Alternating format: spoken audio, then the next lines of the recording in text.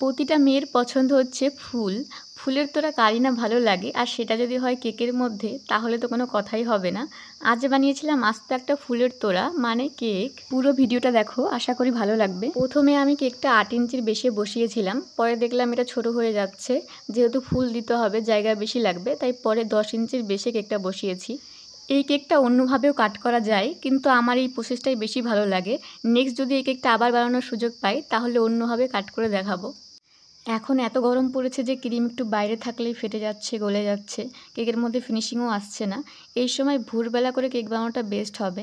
সাইডের বর্ডার দেওয়া নিয়ে একটু ডাউটে ছিলাম, ভালো লাগবে কি লাগবে না, পরে দিয়ে দেখছি ভালোই লাগছে। কাস্টমারেরও কেকটা খুব বেশি পছন্দ হয়েছিল। কেকটা একদম আমি নিজের মনের মতো করেছি, কাস্টমার কোনো ডিজাইন বলে দেয়নি।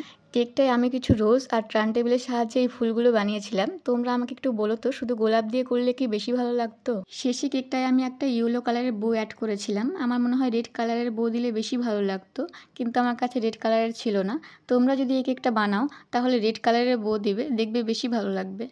তোমাদের এই ফুলের তোড়া কেকটা কেমন লাগলো অবশ্যই কমেন্ট করে জানিও। ভিডিওটা ভালো লাগলে লাইক, শেয়ার অ্যান্ড সাবস্ক্রাইব করে দিও। আর যারা ফেসবুক থেকে দেখছো, ফেসবুক পেজটা ফলো করে দিও। রাধে রাধে।